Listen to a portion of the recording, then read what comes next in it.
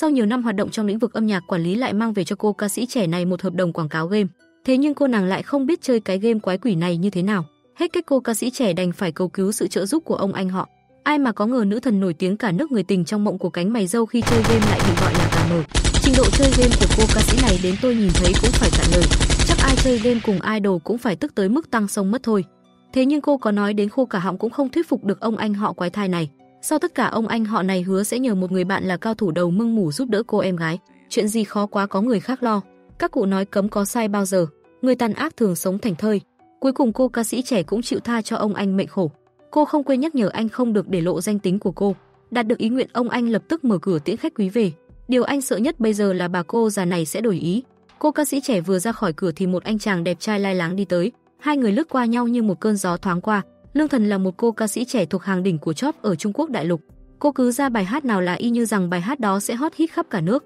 Vậy nên năm nào Lương Thần cũng được nhận giải ca sĩ xuất con nhà bà sắc của năm. Năm nay cũng không ngoại lệ. Lương Thần xinh đẹp bước lên sân khấu nhận giải ca sĩ xuất sắc của đêm trao giải. Cùng lúc đó Lục Cảnh đang cùng với ba người anh em chí cốt chơi game thực tế ảo. Cả nhóm có nhiệm vụ dùng súng bắn vào xe dầu của địch. Khi bị quân địch bao vây, Lục Cảnh không những không sợ sệt mà còn hiên ngang sẵn sàng hạ gục cả đội. Mỗi một phát súng được bắn ra là một tên địch bị hạ gục. Quân địch đông như quân Nguyên, Lục Cảnh biết bản thân không thể hạ từng người một. Đã vậy anh dùng viên đạn cuối cùng cho nổ tung cả hiện trường cho biết mặt. Nhờ có hào quang của nam chính mà Lục Cảnh còn là học bá của trường. Từ học hành cho đến hát hò rồi đến thể dục thể thao, cái nào Lục Cảnh cũng xuất của sắc. Nói cách khác, Lục Cảnh chính là chàng trai toàn năng trong mắt các cô gái. Kết thúc trận đấu, mọi người dành cho Lục Cảnh lời mưa khen ngợi khi anh đã phá kỷ lục. Thế nhưng mặt Lục Cảnh lại nhăn như khỉ. Lục Cảnh muốn mọi người giữ trật tự để anh còn nghe thần tượng Lương Thần phát biểu trong đêm trao giải. Nhớ lại lần đầu gặp mặt, khi đó Lục Cảnh đã bày ra vẻ mặt không được vui rồi nói bản thân thi không được tốt cho lắm. Lương Thần nghe xong còn tưởng Lục Cảnh đã thi trượt. Lương Thần đang định an ủi thì lại thấy Lục Cảnh nói anh buồn vì bản thân không được đứng đầu. Nghe xong Lương Thần cũng hạn hán lời. Lương Thần cảm thấy trong lớp biết bao nhiêu người ganh đua như vậy, Lục Cảnh đứng thứ hai là đã đỉnh của chóp lắm rồi. Thế nhưng hạng nhất mà Lục Cảnh muốn nhắc đến là hạng nhất toàn thành phố cơ. Đến cả Lương Thần cũng phải lắc đầu ngao ngán với trường hợp này. Thật không thể hiểu nổi suy nghĩ của học bá. Lục Cảnh đang định rời đi thì Lương Thần bỗng cất tiếng hát. Kể từ đó Lục Cảnh cũng chính thức trở thành fan cứng của Lương Thần. Sau khi nhận giải, Lương Thần lập tức lên xe trở về dinh thự. Quản lý lập tức đưa Lương Thần xem tin tức cánh báo chí chụp được bạn trai cô đang thân mật bên người khác. Quản lý an ủi Lương Thần không cần phải buồn chỉ vì một thằng đàn ông không ra cái vẹo gì. Về tới nhà, tên bạn trai cặn bã còn mặt dày mày dạn gọi điện muốn thanh minh với Lương Thần. Ngoài miệng thì nói chỉ yêu Lương Thần nhưng lại bắt cá nhiều tay. Lương Thần nghe xong cũng chỉ biết cười khẩy. Lương Thần khẳng định bản thân không hề buồn một chút nào. Rác thì xứng đáng ở trong thùng rác. Có người dọn rác thay Lương Thần mừng còn không hết nữa là sau khi đăng một bài viết nhảm nhí lên mạng xã hội, Lương Thần liền tắt máy đi ngủ. Hôm sau khi Lương Thần đang tập trung cao độ để sáng tác thì trợ lý bỗng từ đâu phi như bay vào báo tin vui. Hóa ra bài hát mới của Lương Thần lại một lần nữa được lên xu hướng. Đến bản thân Lương Thần còn cảm thấy hoang mang khó tả. Cái bài hát nhạt như nước ốc đó có cái gì để mà lên xu hướng cơ chứ? Thế nhưng cô trợ lý đứng bên cạnh lại có thể kể đủ 1001 lý do khiến bài hát trở nên hot hòn hot. Bởi vì quá ồn ào nên Lương Thần đành phải đuổi cổ trợ lý ra ngoài. Lúc này Lục Cảnh đang khăn gói quả mướp để quay về nhà bà nội. Bạn cùng phòng báo tin có biết bao chị em đang muốn xin in tư anh. Lục Cảnh nghe mà chẳng thấy hân hoan hứng khởi một chút nào. Lục Cảnh cảnh cáo anh bạn cùng phòng không được đem in tư của mình đi rải rác khắp nơi. Anh bạn cùng phòng bỗng nảy ra một sáng kiến vô cùng bá đạo. Anh đã tự ý đổi tên WeChat của Lục Cảnh thành chàng trai dạy gái vui tươi. Lục Cảnh cướp máy muốn cản lại nhưng đã quá muộn. Đã vậy 1 tháng sau mới có thể đổi về tên cũ. Trời ơi là trời, bạn cùng phòng báo quá báo mà. Lương Thần vừa về tới căn penthouse sang chảnh của mình thì nhận được điện thoại của Bân Úc. Chỉ một ít phút nữa Bân Úc sẽ gửi in tư của Lục Cảnh cho Lương Thần. Sau khi nghe lời giới thiệu hết sức mời gọi của Bân Úc, Lương Thần lập tức vào trang cá nhân của Lục Cảnh xem miệng ngang mũi dọc của anh chàng này như thế nào.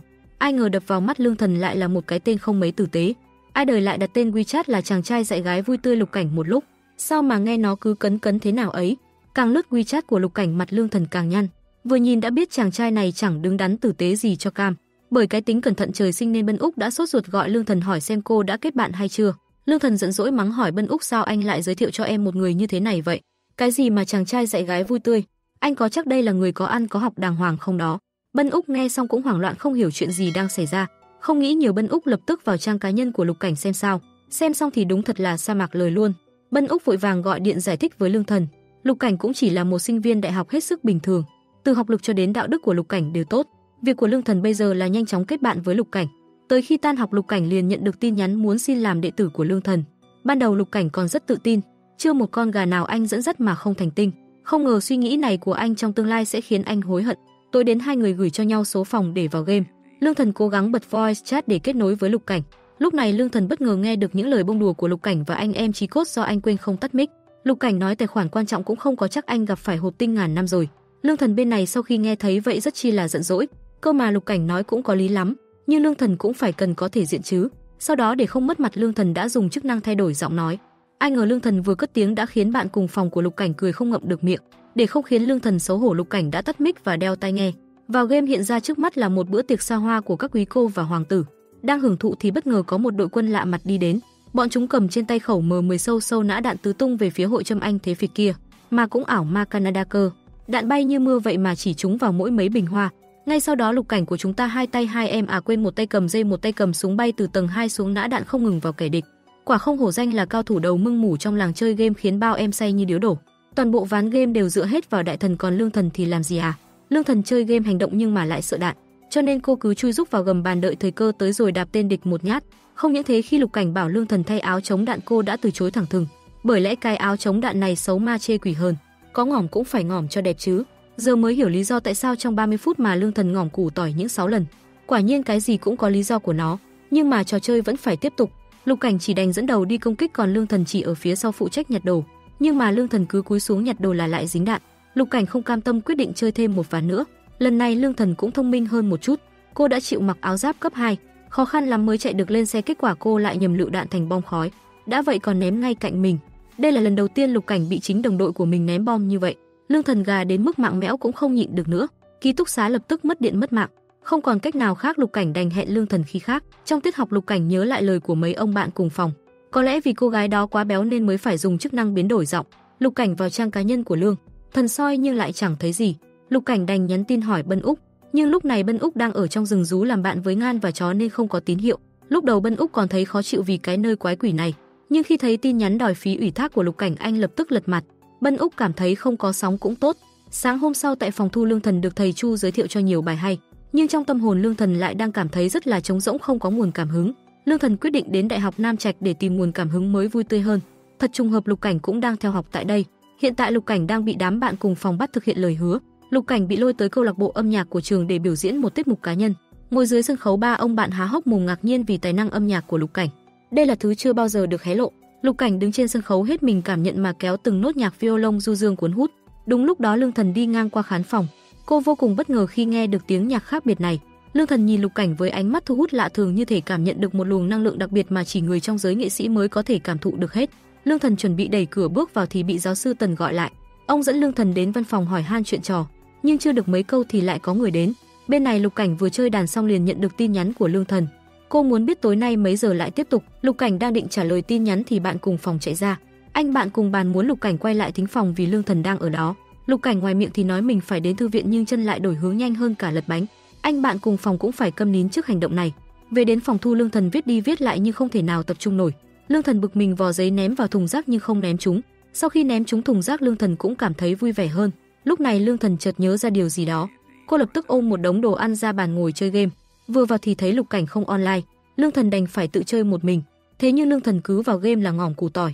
Cố chấp chơi thêm ván nữa thì kết quả cũng không thay đổi. Lương Thần đành phải xin đối thủ tha mạng. Nhưng cô còn chưa kịp hát hết câu, trên màn hình đã hiện lên 2 chữ thất bại. Lương Thần tức giận cầm gối đập máy tính rồi bỏ lên giường nằm. Lương Thần lấy điện thoại đăng một bài viết, không ngờ Lục Cảnh lại vào thả tim. Đã vậy anh còn nói tặng cô bài xuôi gió khiến cô tức điên. Không ngờ bài hát do chính mình sáng tác lại được tặng cho mình. Lương Thần nhắn tin cho Lục Cảnh nói rằng mình đã nhặt được rất nhiều đồ tốt. Cô tin chắc bản thân có thể hoàn thành nhiệm vụ. Không ngờ lại sống không quá 5 phút. Lương Thần tự hỏi bản thân gà như vậy sao? Lục Cảnh thấy thế bèn mềm lòng nói 10 phút sau anh sẽ online dẫn cô đi xem pháo hoa. Lương Thần nghe vậy vui vẻ chạy ra bật máy tính. Trong game hai người nhìn ngầu lòi sánh vai bên nhau. Lục Cảnh đẹp trai dù đi đến đâu trên tay cũng vác theo một khẩu súng. Anh chính là đại thần Hermes. Trong game bách phát bách trúng. Đối mặt với mấy chục người máy bao vây, Lục Cảnh cũng không hoảng loạn chút nào. Bởi lẽ anh có thể diệt cả đoàn trong chốc lát. Nhưng Lục Cảnh lại có một đám đồng đội chỉ đam mê nhặt trang bị. Không phải nhặt đồ thì cũng là đi tìm đồ sau đó dâng đầu cho địch. Lần này nhiệm vụ của họ là đột nhập vào mộ cổ lấy hòn đá năng lượng.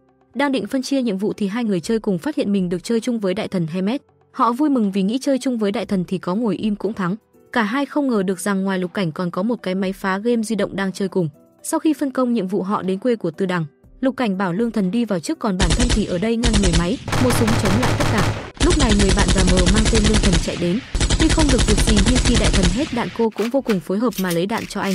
Ai ngờ lại ném nhầm một quả bom khói.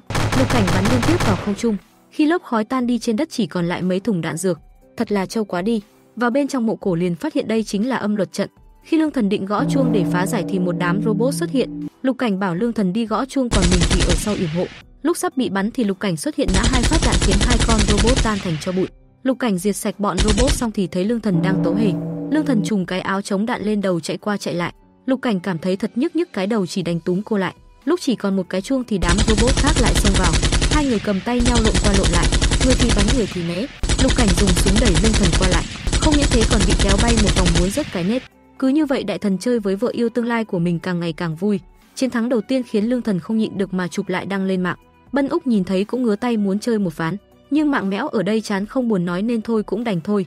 Bên này hai người chơi game xong còn ngồi tâng bốc nhau một hồi rồi mới tắt máy. Lương Thần cảm thấy rất khó hiểu, sao một đại thần như vậy mà lại để cái tên thật thô bỉ. Lương Thần bèn đặt cho Lục Cảnh một cái tên khác. Bên này Lục Cảnh cũng dùng biệt danh hộp tinh ngàn năm để đặt cho Lương Thần. Quả đúng thật là phù hợp. Sáng hôm sau đang nhắn tin với Lục Cảnh thì Lương Thần gặp lại người yêu cũ. Lương Thần định đi đường vòng cho xong chuyện rồi không ngờ vẫn bị anh ta phát hiện. Không những thế người yêu cũ còn mặt dày nhờ Lương Thần lấy lại hợp đồng. Ai nghe thấy cũng phải bó tay.com với trường hợp này. Không biết con hàng này bói đâu ra tự tin như vậy. Lương Thần khinh bỉ quay sang thắc mắc tại sao các nhà khoa học chưa lấy ra mặt anh làm áo chống đạn nhỉ. Sau đó cô quay người rời đi, nhưng hắn vẫn lẽo đẽo theo sau. Còn quần chúng thì hóng hớt xem chuyện vui. Tên đàn ông cặn bã lại bắt đầu đổ mọi tội lỗi lên đầu người khác. Không ngờ người yêu mới của hắn cũng xuất hiện tức giận chất vấn. Ai ngờ tên đều cáng này không chút do dự quỳ xuống cầu xin Lương Thần. Cô thấy vậy càng tỏ ra khinh bỉ. Sau khi bỏ lại câu không có hy vọng, Lương Thần trực tiếp quay người bỏ đi, để lại đôi cẩu nam nữ kia tự combat với nhau. Lương Thần bước ra từ nhà vệ sinh vô tình làm rơi một bên hoa tai trước cửa. Trùng hợp là Lục Cảnh cũng đi vệ sinh. Khi anh đi ra lại nhìn thấy chiếc hoa tai Lương Thần làm rơi dưới đất. Lục Cảnh nhìn ngắm chiếc hoa tai rồi chợt nhớ ra, khi nãy gặp Lương Thần anh cũng thấy cô đeo một chiếc hoa tai tương tự. Lục Cảnh vội vã cầm ô chạy thật nhanh ra ngoài sảnh để trả lại. Ra đến cửa trước mắt Lục Cảnh chính là Lương Thần đang đứng dưới mưa. Lục Cảnh đứng nhìn người mình thích rồi bước lại gần, cho hỏi chiếc hoa tai này của cô có phải không. Lương Thần nghe thấy tiếng của Lục Cảnh mà chợt nhận ra sao giọng nói này nghe quen quen thế không biết. Lương Thần đang định ngước lên nhìn xem đối phương là ai thì anh quản lý lại gọi Lục Cảnh xin lấy lại chiếc hoa tai. Chính vì vậy mà hai người đã quay lưng lại với nhau. Tối đến khi đang xem livestream của Lục Cảnh, Lương Thần bỗng nổi lên nhã hứng chơi game. Cô quyết định tự mình vào game chơi một mình để chứng minh bản thân không hề gà. Lương Thần áp dụng hết các kỹ năng mà Lục Cảnh đã dạy ở lần chơi trước.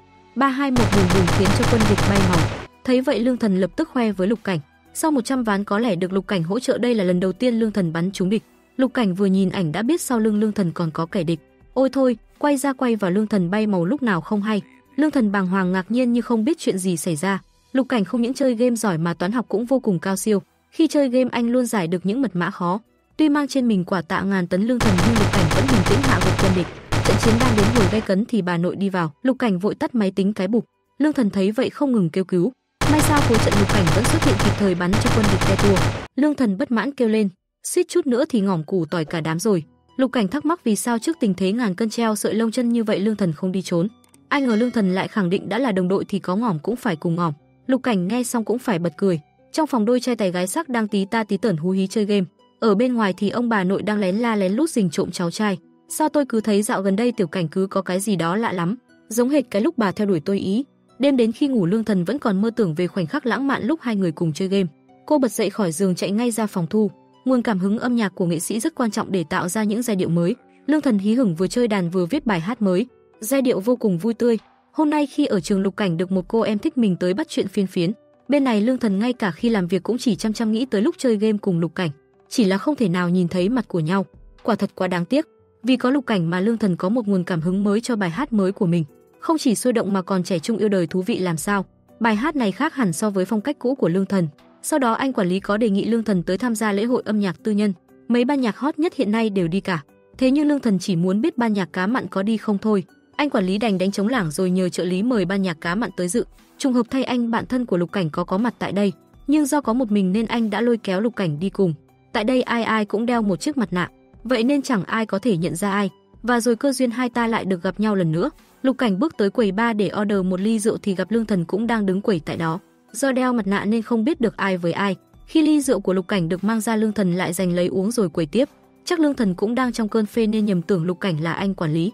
Sau đó là màn ca nhạc biểu diễn của ban nhạc Cá Mặn. Lương Thần cũng kéo luôn Lục Cảnh ra cùng khiêu vũ. Hai người quấn quýt theo điệu nhạc sôi động dưới ánh đèn lung linh lãng mạn. Cặp đôi thay phiên nhau thể hiện những điệu nhảy đỉnh nhất của bản thân. Khán giả được thưởng thức một màn biểu diễn hết sức ấn tượng, hai người ôm lấy nhau nhảy cuốn hút đến lạ. Đang trong cơn mê thì bị anh quản lý bắt gặp. Anh quản lý lập tức chạy đến phá đám. Về đến nhà, Lương Thần đứng trước gương ngắm nghía. Ôi sao hôm nay mình lại sinh thế không biết. Lương Thần lập tức lấy máy chụp ảnh rồi đăng lên WeChat. Tới đêm Lục Cảnh vẫn còn tương tư tới cô gái lạ mặt cùng mình khiêu vũ. Lục Cảnh không hề hay biết rằng đó lại chính là nữ thần trong mơ của mình. Sáng hôm sau khi thức dậy, Lục Cảnh bất ngờ phát hiện chiếc váy Lương Thần mặc chụp ảnh giống hệt chiếc váy của cô gái ngày hôm qua. Lục Cảnh mắt chữ A miệng chữ O vì kinh ngạc. Đang định nhìn kỹ lại một lần nữa thì Lương Thần đã xóa bức ảnh đó đi vì quá xấu hổ. Cả ngày hôm đó Lục Cảnh mải mê lướt trang cá nhân cô gái chơi game với mình. Anh thật sự rất muốn biết là bản thân nhìn gà hóa quốc hay đó là sự thật. Anh bạn đứng bên cạnh cũng thấy hoang mang khi thấy Lục Cảnh cứ đưa ra giả thuyết rồi lại tự phủ nhận. Tới nơi quay phim, Lương Thần thấy đồ trang trí của khách sạn rất giống với dụng cụ trong game. Cô hào hứng chụp ảnh lại rồi cắp lên WeChat. Lục Cảnh nhìn thấy cũng bật cười. Anh bạn đi cạnh thấy vậy cũng tò mò ngó xem có gì hay ho. Nhìn xong anh bạn thân càng thấy khó hiểu. Đây chẳng phải hộp tinh tự nổ lần trước sao? Sao cậu vẫn kéo cô ấy vậy? Lục Cảnh chỉ trả lời qua loa là do có người nhờ. Thấy vậy anh bạn thân liền tỏ ra khinh bỉ. Chẳng phải tối nào cậu cũng chơi rất vui à? Lục Cảnh mạnh miệng đáp trả, kéo Lương Thần chơi chung vừa có thể tăng sự thú vị vừa có thể tăng độ khó cho nhiệm vụ. Lương Thần mà nghe được chắc là tức hộc máu. Nghe vậy anh bạn thân liền quay sang cà khịa.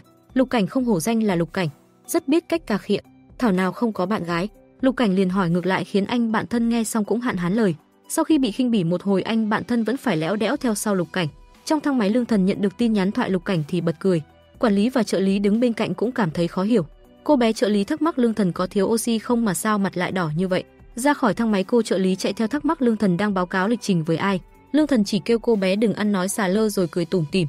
Tối đó khi ba người bạn về thì thấy Lục Cảnh đang ngồi lướt điện thoại. Hôm nay mặt trời mọc hướng tây rồi hả? Anh Cảnh mà nghịch điện thoại cơ đấy. Lần đầu tiên thấy Lục Cảnh vừa không viết code vừa không tìm lỗi.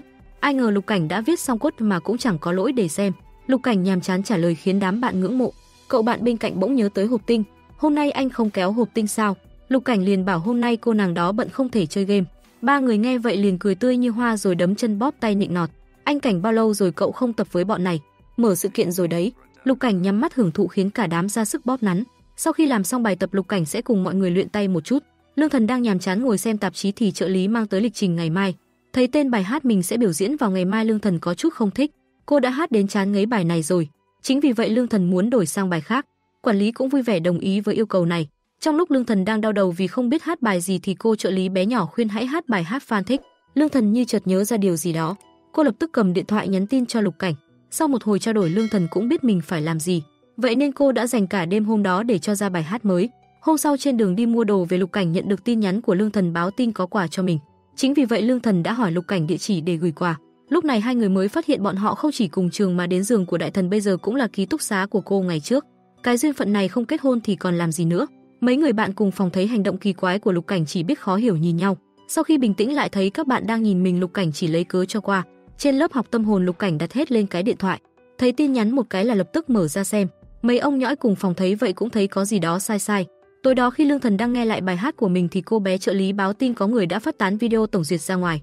Đưa máy cho Lương Thần xem thì chỉ thấy những ý kiến trái chiều. Mọi người nói rằng cô không hợp với phong cách này, có thể thấy rõ sự không vui hiện lên trên gương mặt Lương Thần. Quản lý đứng bên vẫn không ngừng an ủi cô. Nếu Lương Thần vẫn quyết định hát bài này thì mọi người sẽ luôn ủng hộ cô.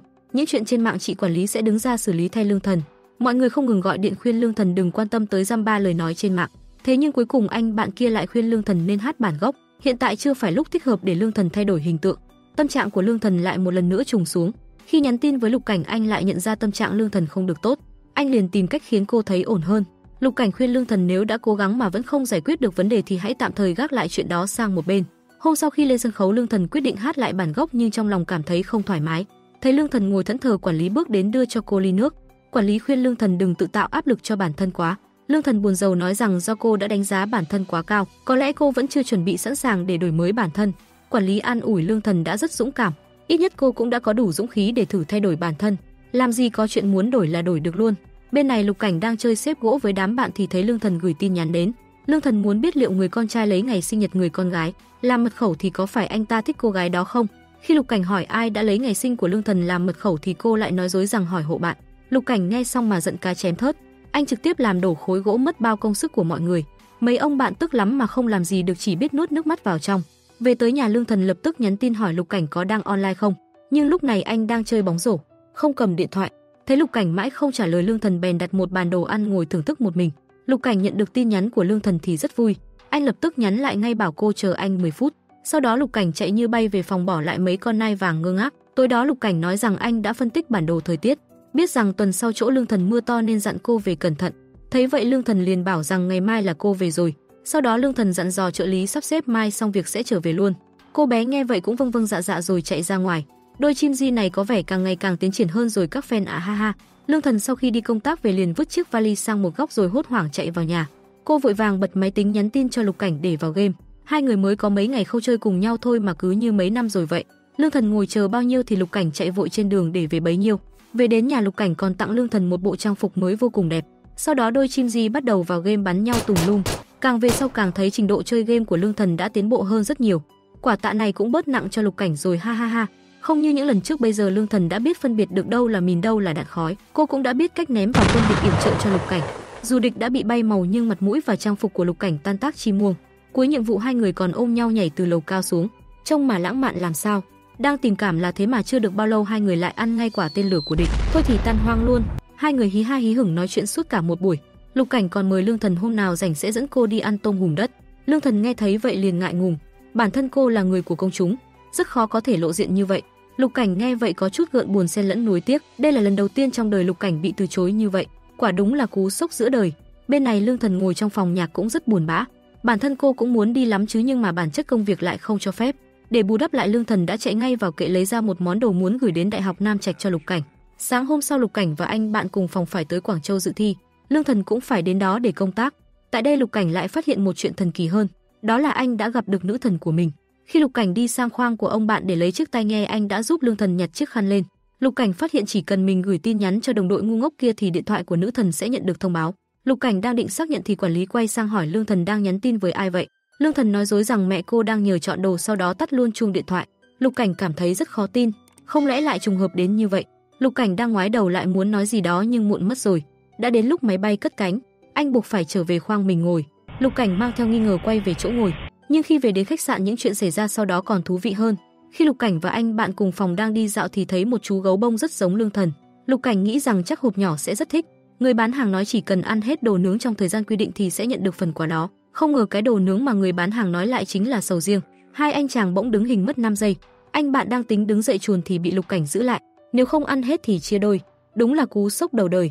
Có lẽ cả đời này anh bạn kia không dám động đến sầu riêng nữa. Hai người đùn qua đẩy lại cuối cùng chỉ đành bấm bụng mà nuốt xuống. Không thể chịu được nữa cả hai bèn ôm miệng chạy vào nhà vệ sinh. Về tới khách sạn Lục Cảnh lập tức chụp chú gấu mà mình dùng Mỹ Nam kế mới lấy được cho Lương Thần xem. Ngoài miệng Lương Thần bảo không giống nhưng tay lại rất thành thật. Lương Thần nhanh tay lưu về làm hình nền điện thoại. Lương Thần gửi cho Lục Cảnh xem album mới ra mắt nhưng không bán của mình khiến anh vô cùng hoài nghi nhân sinh. Nữ thần của anh và đồng đội này cùng xuất hiện tại một địa điểm. Lục Cảnh bắt đầu nhắn tin dò hỏi xem cô là ai. Người ta dù sao cũng là người trong giới giải trí mà. Nói nhảm vài câu đã khiến Lục Cảnh thay đổi chủ đề. Em trai nhỏ đúng là dễ lừa thật. Tối đó hai người hẹn nhau chơi game nhưng khách sạn không có máy tính. Cả hai đành ra quán net ngồi. Không ngờ rằng cả hai người lại cùng đến một quán net. Vị trí còn gần nhau như vậy. Đúng lúc này cả hai đều cảm thấy có gì đó sai sai. Khi người phục vụ bê món lên hỏi khách cả hai đều nghe thấy. Cứ tưởng là sắp được gặp nhau rồi vậy mà Lương Thần lại chạy mất. Tuy rằng lại lướt qua nhau lần nữa nhưng khoảng cách có vẻ đã gần hơn một chút rồi. Lương Thần chạy hồng hộc về khách sạn còn Lục Cảnh vẫn lang thang ngoài đường phố với mong muốn sẽ tìm được cô. Sau đó Lục Cảnh nhận được tin nhắn xin lỗi của Lương Thần vì khi nãy chỗ cô bị cúp điện bất ngờ. Lương Thần lo lắng sợ Lục Cảnh đã phát hiện ra bản thân.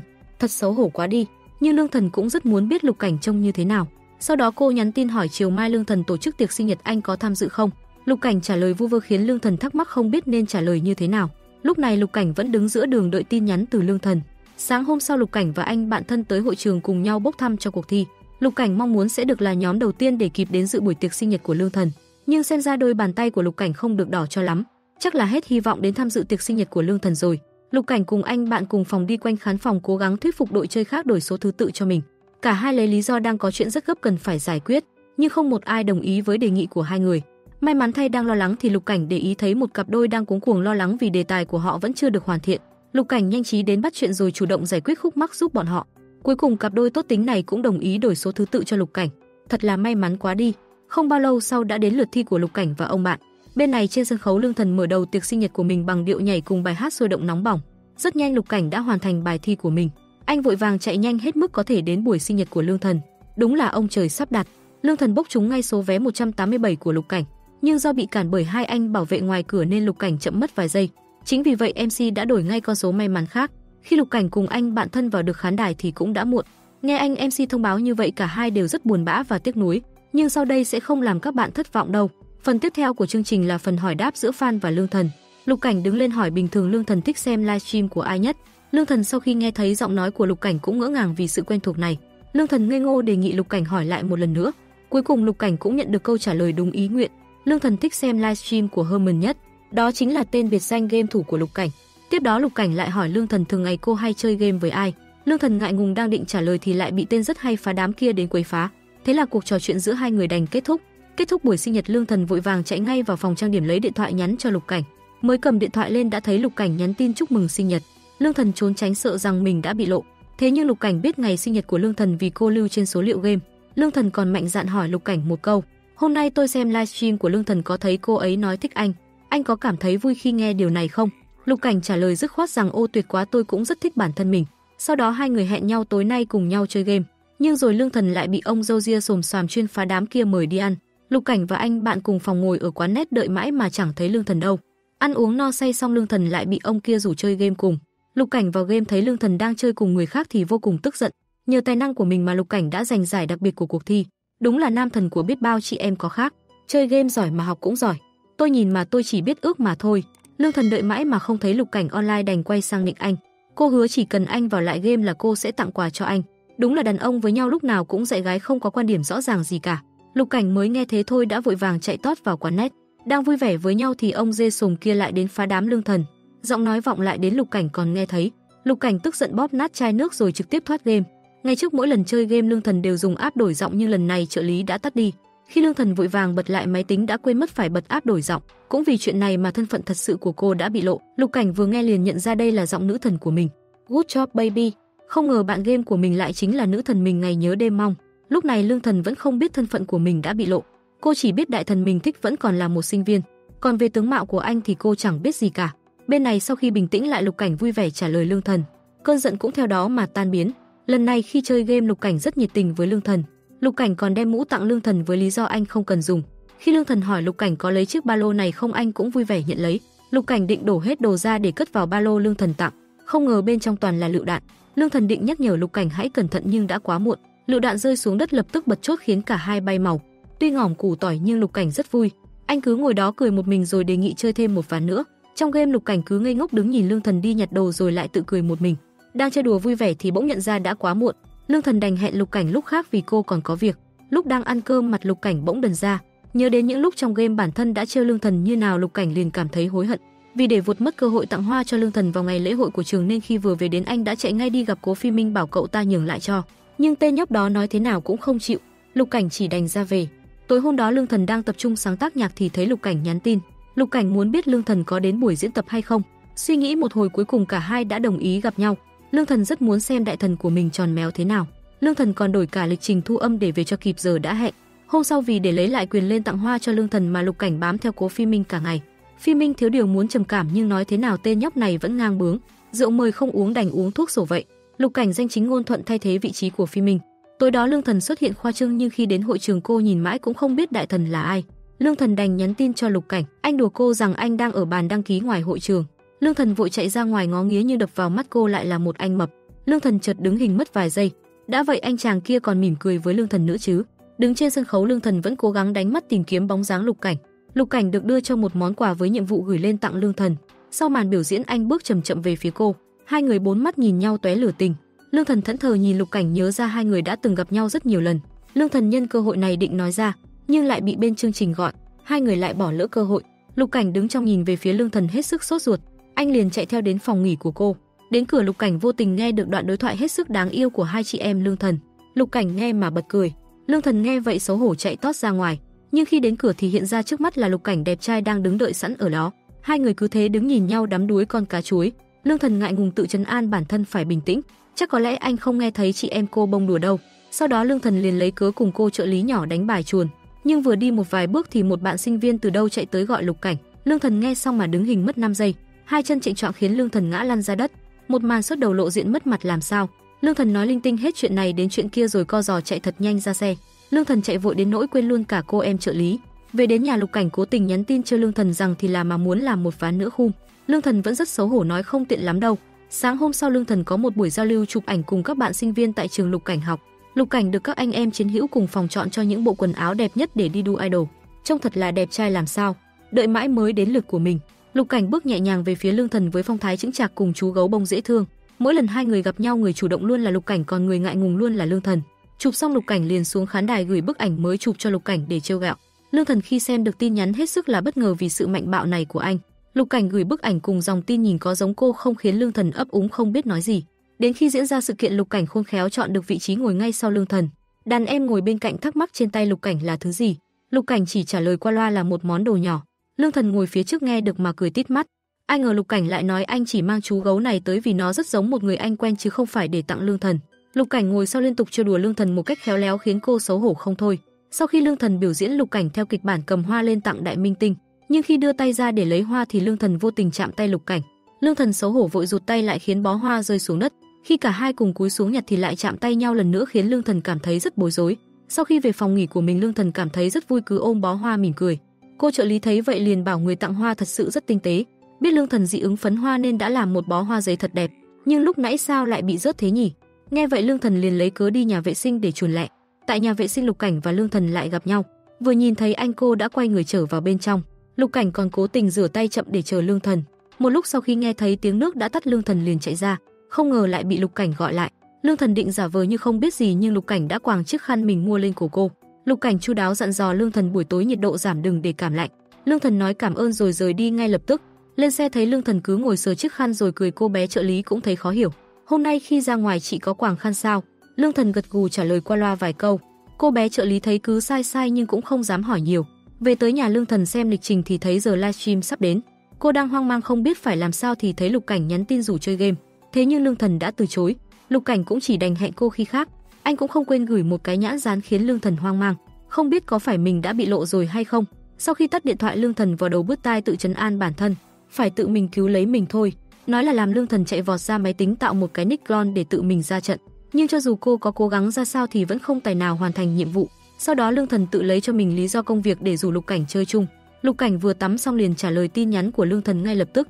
Lương Thần liền tự mình tưởng tượng ra hình ảnh Lục Cảnh đang lau tóc trông thật bánh cuốn. Thấy Lương Thần rủ mình chơi game, Lục Cảnh không nhịn được mà phải trêu cô thêm một chút. Sau đó cả hai cùng vào game.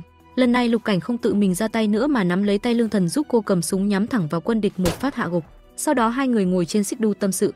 Thấy Lương Thần tự mình chê bai tài bắn súng của mình, Lục Cảnh liền bảo chỉ cần anh cầm tay chỉ việc từ từ rồi sẽ giỏi lên thôi. Nghe vậy Lương Thần cảm thấy ngại ngùng xen lẫn chút vui mừng. Trong lúc bốn mắt đang nhìn nhau thì cả hai cảm thấy có ai đó đang nhìn mình. Bân Úc từ trong bụi bước ra hỏi hai người đang làm gì. Lương Thần ngại ngùng kiếm cớ mình có việc bận rồi chạy mất. Khi Bân Úc sang gõ cửa bà nội Lục Cảnh đang định ra mở thì đã bị anh ngăn lại. Lục Cảnh đi ra ngoài rồi nói đó chỉ là tiếp thị. Bân Úc gõ cửa rầm rầm như muốn xông vào nhưng không thể mở cửa.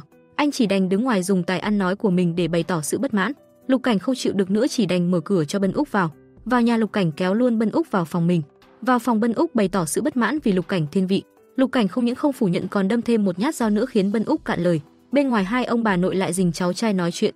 Ông nội định xông vào nhưng lại bị bà nội kéo về phòng. Chuyện của bọn trẻ tự chúng nó giải quyết. Bân Úc sau khi nói chán ở nhà Lục Cảnh lại đến nhà Lương Thần ăn thịt nướng uống coca. Khi Lương Thần đang thử thăm dò sở thích của Lục Cảnh thì bị Bân Úc nắm thóp. Lương Thần lập tức phủ nhận. Đúng lúc này bạn của Lương Thần gọi điện tới muốn qua lấy tai nghe đã để quên trên xe cô. Bân Úc nghe vậy biết rằng người ở đầu dây bên kia là crush của mình thì định kiếm cớ ở lại. Không ngờ vừa mở cửa đã bị đá ra ngoài, không thương tiếc. Lục Cảnh đến nhà ông bà chơi. Hai ông cháu vẫn luôn nói với nhau những câu chuyện cũ. Lục Cảnh bỗng dưng nghe thấy tiếng động lạ ngoài hành lang. Ngó mắt ra xem thì vô cùng bất ngờ. Lúc này Lương Thần đang đứng bên nhà ông bạn của anh. Lục Cảnh vui mừng đang định mở cửa ra chào cô một tiếng thì ông râu ria xồm xoàm chuyên gia phá đám kia lại xuất hiện. Lục Cảnh mang theo vẻ mặt buồn bã ngồi nói chuyện với bà nội. Lục Cảnh vừa vào phòng chưa được bao lâu thì lại kiếm cớ sang nhà Bân Úc xin củ tỏi. Lần này nhìn còn điên tiết hơn. Lục Cảnh tận mắt chứng kiến ông râu ria kia tận tình lấy giấy lau tay cho Lương Thần. Xong việc đi về, Lục Cảnh đập cửa cái rình, nghe mà muốn rớt tim ra ngoài. Lương Thần nhìn qua cũng biết Lục Cảnh đang ghen liền tủm tỉm cười. 2 tiếng sau khi mọi người đã ăn uống no say đang ngồi làm tí đỏ đen, Lục Cảnh lại kiếm cớ sang mượn đồ. Trên thực tế Lục Cảnh muốn xem Lương Thần có đang tí tởn với ông râu ria xồm xoàm kia không. Chảo thì cũng đã mượn được, nhưng bước ra tới cửa lại thấy người mình thích đang được thằng khác kiếm cớ nắm tay. Lục Cảnh nhìn mà lộn hết cả ruột. Tay anh nắm chặt chiếc chảo như muốn lao vào tẩn tình địch một trận lên bờ xuống ruộng. Mang chiếc chảo về bà nội lại chê không được sạch sẽ mà nhờ Lục Cảnh đi trả lại ngay. Lục Cảnh nghe vậy lại mang chảo sang trả, nhưng sang đến cửa lại thấy Lương Thần và người đàn ông kia chuẩn bị ra về. Thấy hai người họ đưa nhau về còn có những cử chỉ thân mật, Lục Cảnh cay con chim cú lắm mà không làm gì được. Hai người vừa xuống tới sảnh tầng 1 thì Lục Cảnh được bà giao cho nhiệm vụ đi vứt rác. Thấy ông râu ria kia chuẩn bị khoác áo cho Lương Thần vì lạnh, Lục Cảnh vội cởi áo của mình khoác cho Lương Thần. Khoác trên mình chiếc áo ấm áp của Lục Cảnh về nhà, Lương Thần chợt nhớ những lời căn dặn nhẹ nhàng của anh. Không những vậy, trong túi áo còn có một bông hoa anh cố tình để đó tặng cô. Sáng hôm sau vì nhớ đến chiếc áo khoác nên Lương Thần đã gọi cho ông anh mình xem có nhà không để qua có chút chuyện. Sau đó Lương Thần lại nhắn tin cho Lục Cảnh xem anh đang làm gì. Lục Cảnh nói đang ở nhà chơi với chó, trong khi đó anh đang ngồi chơi cờ với Bân Úc. Lương Thần vội vàng gấp gọn chiếc áo lại, cô cũng không quên xịt một chút nước hoa của mình lên đó. Tới cửa nhà Bân Úc, Lương Thần liền lấy cớ qua đây muốn nhờ anh trả hộ đồ vì hôm qua cậu bạn nhà bên có cho cô mượn áo. Lương Thần bước vào nhà với giọng nói huênh hoang, nhưng khi vào đến phòng khách hiện ra trước mắt Lương Thần lại là Lục Cảnh đang ngồi dõng dạc ở đó nghe hết mọi chuyện. Lương Thần đứng hình xấu hổ kiếm cớ định trốn về, nhưng đâu có dễ như vậy. Bân Úc kéo Lương Thần quay lại tiếp tục trêu ghẹo. Lục Cảnh ngồi cà khịa liên tục khiến Lương Thần xấu hổ không nói nên lời, vội vàng bỏ về. Lục Cảnh nhanh trí chạy theo tiễn bà chị này đi về. Vào đến thang máy, hai người đứng im lặng chẳng ai nói một câu nào. Tự nhiên Lương Thần nhìn thấy trái tim yêu thương mà Lục Cảnh muốn trao cho cô đang lơ lửng trên không trung. Hai người vờn qua vờn lại muốn trao cho nhau một chút tình cảm thì bất ngờ thang máy gặp sự cố. Lương Thần sợ hãi ôm chầm lấy Lục Cảnh. Lục Cảnh cố gắng ấn chuông thông báo nhưng thang máy lại rung lắc phát nữa. Thế là hai người lại có cơ hội ôm nhau. Bất ngờ chưa bà già, hóa ra chỉ là cảnh tượng bà già này tưởng tượng ra mà thôi. Lương Thần cứ vừa nghĩ vừa cười như chơi đớ vậy. Lục Cảnh vẫn rất tỉnh và đẹp trai. Anh còn dõng dạc hỏi rằng có phải Lương Thần đang tưởng tượng ra sự cố thang máy không. Lương Thần xấu hổ chạy một mạch về nhà luôn. Về tới nhà, chị quản lý bất ngờ thông báo sắp tới buổi livestream quảng cáo game của Lương Thần. Chị muốn biết Lương Thần đã chuẩn bị đến đâu rồi.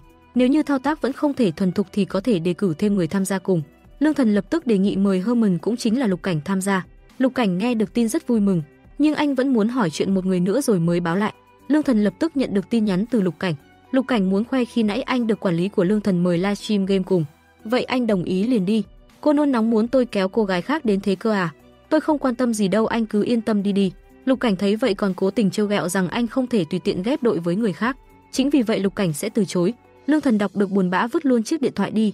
Lục Cảnh gặp Bân Úc ở hành lang thì bị ông bạn đe dọa. Cơ hội ngàn năm có một như vậy mà cậu lại từ chối. Cậu nghĩ người như Lương Thần lại không kiếm được người khác chơi chung à? Lục Cảnh nghe thấy vậy sợ hãi chạy ngay về gọi cho bên quản lý. Lục Cảnh đã đồng ý với lời mời này. May quá tí nữa thì ông râu ria xồm xoàm kia có cơ hội nhảy vào phá đám. Lương Thần biết tin vui mừng nhảy cẫng lên vì sung sướng. Lúc đến tham quan nơi livestream của mình, Lương Thần sững sờ vì Lục Cảnh sẽ ngồi đối diện cô lúc lên sóng. Một lúc sau Lục Cảnh cũng đến cùng với một người bạn. Anh bạn đang định bắt tay Lương Thần thì bị Lục Cảnh ngăn lại. Anh chàng tóc xoăn rất bất mãn. May sao lúc đó có người vào gọi cậu bạn ra chuẩn bị để lại không gian riêng cho hai người. Khi Lương Thần bảo người khác tạo cho mình một tài khoản, Lục Cảnh đã dò hỏi tại sao chị không dùng tài khoản của mình. Lẽ nào chị sợ người khác nhận ra sao? Khi bắt đầu livestream, Lương Thần nghĩ làm sao để Lục Cảnh không nhận ra mình.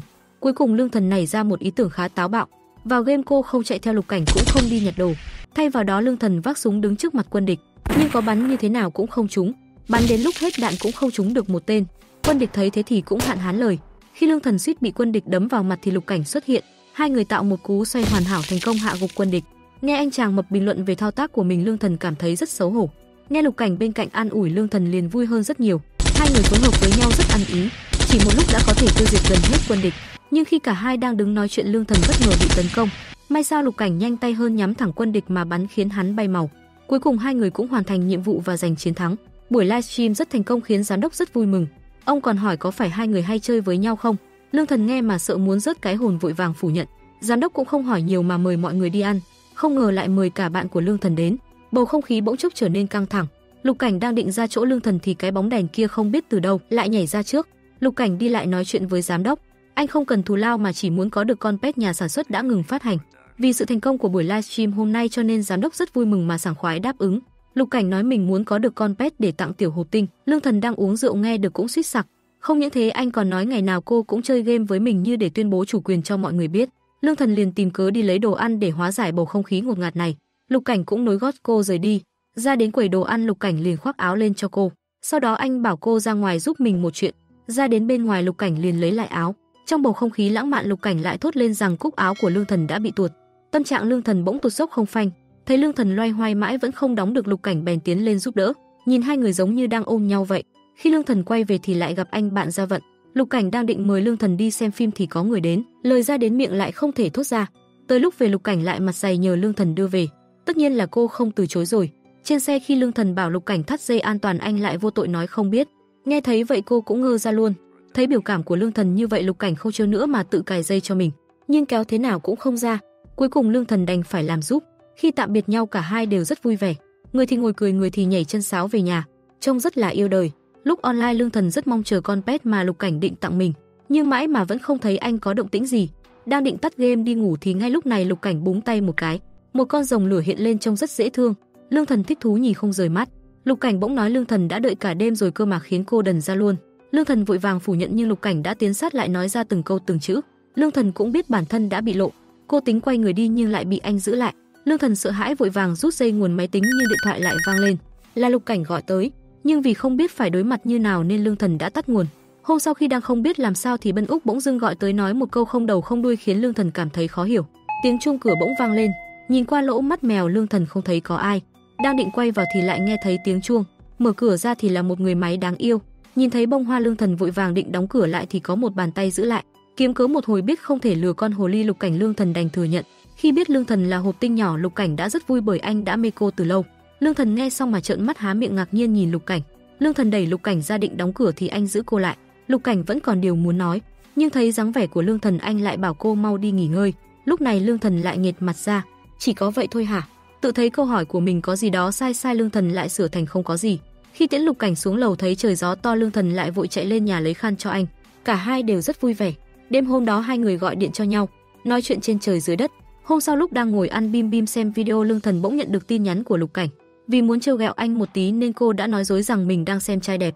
Lục Cảnh không vui lập tức gọi điện thoại đến. Nghe giọng điệu ăn dấm chua của anh, cô chỉ thầm cười trộm, cậu em khóa dưới này hay ghen quá. Nhưng Lương Thần vẫn giả vờ bình tĩnh hỏi Lục Cảnh muốn thế nào. Lục Cảnh muốn rủ Lương Thần đi ăn tôm hùm đất, không những thế anh còn đang đứng ở dưới nhà. Lương Thần bất ngờ ngồi bật dậy vội vàng đánh phấn tô son. Lúc này cô mới nhận ra anh đang trêu mình. Sau đó cả hai hẹn nhau ngày mai sẽ gặp. Hôm sau cả hai dậy sớm chỉnh trang thật đẹp cho buổi hẹn hò chính thức đầu tiên. Đang định ra khỏi nhà, Lục Cảnh như nhớ ra gì đó liền quay lại lấy chiếc khăn của Lương Thần ra đeo lên cổ mình. Lúc này anh mới gật gù hài lòng. Khi đến trung tâm thương mại trùng hợp là Lương Thần cũng đeo khăn mà Lục Cảnh tặng. Hai người mặc đồ giống như một đôi tình nhân vậy. Cả hai thấy đối phương như vậy đều rất vui mừng. Lục Cảnh còn đưa Lương Thần sữa uống để bổ sung dinh dưỡng. Cả hai cùng đến khu trượt băng nhưng Lục Cảnh tay chân lóng ngóng nhìn rất buồn cười. Thấy Lục Cảnh tay bám vào tường không dám buông, Lương Thần đã giang tay ra nói anh tới đây. Thấy vậy anh liền lao tới ôm chầm lấy cô. Sau đó hai người chơi rất vui vẻ. Lục Cảnh bám vào tường nhìn Lương Thần trượt băng điêu luyện không rời mắt. Khi Lương Thần gọi Lục Cảnh ra chỗ mình mới biết hóa ra nãy giờ anh chỉ giả vờ mà thôi. Cái kết là Lương Thần đã dỗi Lục Cảnh. Cô quay mặt đi không thèm nhìn anh lấy một cái. Anh coi cô là trò đùa à? Ai ngờ Lục Cảnh lại nói Lương Thần cũng rất biết cách đùa mà. Lương Thần nghe xong cũng cạn lời, không ngờ ra mặt con hồ ly này lại dày như vậy. Cuối cùng cả hai chơi cùng nhau thật là vui vẻ. Lục Cảnh nắm tay Lương Thần trượt quanh sân băng, không những thế còn để cô ngồi lên cá heo, còn anh thì đẩy phía sau. Sau khi chơi vui vẻ, Lục Cảnh đưa Lương Thần về nhà mới biết hai ông bà đã đi hẹn hò rồi. Thấy Lục Cảnh ho khù khụ, Lương Thần liền rót cho anh một ly nước nóng. Cô còn hỏi anh có muốn thuốc không. Lục Cảnh không muốn uống thuốc, anh chỉ cần uống một cốc nước gừng là đủ. Nghe vậy Lương Thần liền vội vàng đi nấu nước gừng, nhưng trong nhà không còn gừng. Lương Thần đành chạy sang nhà Bân Úc, không ngờ ở đây lại gặp được Gia Vận. Gia Vận muốn nấu ăn cho Lương Thần nhưng cô đã từ chối. Cô chỉ muốn xin một chút gừng mà thôi. Nghe vậy Gia Vận đành lấy gừng cho Lương Thần, nhưng thấy cô cắt mãi không được, anh đành phải ra tay giúp. Gia Vận vừa thái gừng vừa hỏi dò Lương Thần có phải đang qua lại với Lục Cảnh hay không. Nghe vậy Lương Thần liền phủ nhận. Cô khẳng định Lục Cảnh chỉ là đàn em của mình. Lục Cảnh đang ngồi vuốt ve chú Alaska ngáo đần nhà mình thì nghe tiếng chuông cửa. Tưởng rằng Lương Thần đã về, Lục Cảnh liền ra mở cửa, không ngờ lại là tình địch mang nước gừng sang. Khi Gia Vận đang định đưa Lương Thần về thì Lục Cảnh giả vờ chóng mặt. Lương Thần lo lắng đành ở lại bên Lục Cảnh. Tình địch biết thừa chiêu trò của Lục Cảnh nhưng chỉ đành ôm cục tức mà rời đi. Hôm sau khi đang đi tổ chức sinh nhật với bạn bè thì Lục Cảnh nhận được điện thoại gọi về có việc. Không ngờ vừa vào đến thang máy lại gặp được Lương Thần. Không khí trong thang máy vô cùng mờ ám khiến cô bé trợ lý chỉ biết đứng im nhìn. Không ngờ nơi Lục Cảnh ngồi sửa lỗi lại gần nơi Lương Thần đang làm việc, chỉ cần ngẩng đầu lên là có thể nhìn thấy nhau. Thấy Lương Thần cứ nhìn mình, Lục Cảnh đành nhắn tin cho cô. Đọc được tin nhắn, Lương Thần xấu hổ cúi mặt xuống. Khi đang thu âm, cổ họng bị đau từ sáng của Lương Thần bỗng không chịu nổi. Tất cả mọi người đều rất lo lắng. Trợ lý liền đưa Lương Thần đến bệnh viện. Lục Cảnh vô tình nhìn thấy muốn đi theo, nhưng Lương Thần lại bảo rằng mình không sao nên anh đành thôi. Không ngờ ở bệnh viện Lương Thần lại được chẩn đoán là có khối u. Nếu không mổ thì sẽ to lên, còn nếu mổ sẽ ảnh hưởng đến âm sắc. Điều này khiến Lương Thần vô cùng suy sụp. Cô không dám chấp nhận sự thật. Về nhà vì không muốn mọi người lo lắng, Lương Thần đã nói dối quản lý rằng bản thân không sao. Sau đó cô kiếm cớ rời đi. Bên này Lục Cảnh rất lo lắng nhưng nhắn tin thì Lương Thần không trả lời. Lục Cảnh chỉ đành ngồi ôm cái điện thoại chờ tin tức. Khi Lương Thần đang suy sụp không biết phải làm sao thì chị quản lý đi vào. Hóa ra chị quản lý đã biết hết mọi chuyện. Chị còn khuyên Lương Thần nên mổ khối u này. Thấy Lương Thần vẫn chưa chấp nhận được cú sốc này, chị lại cho cô không gian riêng để suy nghĩ. Lương Thần liền gọi cho tất cả mọi người hỏi ý kiến để tổ chức concert tạm biệt của mình. Chỉ duy nhất Lục Cảnh cảm thấy lo lắng. Lục Cảnh chạy thật nhanh ra khỏi nhà. Đến nơi Lục Cảnh lo lắng dò hỏi nhưng Lương Thần chỉ tìm cách lảng tránh. Lục Cảnh càng cảm thấy lo lắng hơn. Cả bài hát anh không thể nào tập trung lắng nghe, chỉ nhìn cô chằm chằm. Sau khi kết thúc, Lục Cảnh vội hỏi hôm qua bác sĩ đã nói gì, nhưng Lương Thần không trả lời mà chỉ hỏi anh muốn nghe bài gì nữa. Biết Lương Thần đang cố gắng lảng tránh vấn đề này, Lục Cảnh đành thôi. Lục Cảnh nói mình muốn nghe hết tất cả các bài. Lương Thần cũng vui vẻ mà đồng ý. Hôm nay chị đây sẽ phục vụ âm nhạc chú em hết mình. Lương Thần hát xong thì đến lượt Lục Cảnh hát cho cô nghe. Lúc này Lương Thần bỗng dưng bật khóc. Lục Cảnh vội vàng chạy đến hỏi han. Lương Thần nói có thể từ nay về sau cô sẽ không được hát nữa. Những lời bác sĩ nói Lương Thần đều nói lại với Lục Cảnh. Lục Cảnh ở bên không biết làm gì, chỉ có thể lau nước mắt giúp cô. Lương Thần ôm chầm lấy Lục Cảnh, bày tỏ hết sự sợ hãi mà mấy hôm nay cô đã phải chịu đựng. Lục Cảnh ôm lấy Lương Thần vỗ về an ủi khuyên cô đừng sợ. Tối đó khi Lục Cảnh đưa Lương Thần về lại gặp phải tình địch, sợ hai người lao vào đấm nhau nên Lương Thần đã lên tiếng trước bảo Lục Cảnh quay về. Nghe Lương Thần nói vậy, Lục Cảnh chỉ dặn dò Gia Vận rằng thời tiết rất lạnh, đừng để cô ở ngoài trời lâu quá rồi quay bước rời đi. Sau khi Lục Cảnh rời đi, Gia Vận đã tâm sự với Lương Thần. Hóa ra quản lý của Lương Thần đã báo cho Gia Vận biết chuyện họng của cô gặp vấn đề. Thế nhưng Lương Thần lại bảo bản thân không sao, anh không cần lo cho cô. Gia Vận lo lắng nếu hỏng giọng thì sẽ ảnh hưởng đến sự nghiệp ca hát của Lương Thần. Câu nói đã chạm đến vết thương lòng khiến Lương Thần không biết phải làm sao. Lương Thần chỉ đành nói lời xin lỗi. Gia Vận biết mình lỡ lời cũng chỉ đành dặn Lương Thần về nghỉ ngơi sớm, đừng lo lắng gì về chuyện giọng hát. Lương Thần nói cảm ơn Gia Vận rồi trở về nhà. Lục Cảnh về phòng cắm cúi nghiên cứu tài liệu y học. Bạn cùng phòng thấy vậy cảm thấy rất khó hiểu. Lục Cảnh giải thích bản thân chỉ nghiên cứu chơi chơi mà thôi. Cậu bạn thấy vậy còn chưa Lục Cảnh muốn chuyển ngành hay sao? Nói không chừng anh Cảnh nhà chúng ta sắp tấn công giới y học rồi đây. Một cậu bạn bỗng chạy tới hỏi Lục Cảnh về vấn đề anh đang nghiên cứu. Thấy Lục Cảnh im lặng không trả lời, cậu bạn chỉ đành quay người rời đi.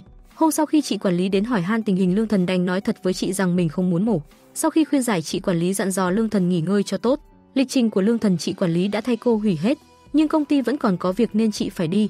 Bên này Lục Cảnh vì lo lắng cho Lương Thần nên đã tự mình xuống bếp, nhưng loay hoay cả một buổi anh vẫn không biết phải làm như thế nào.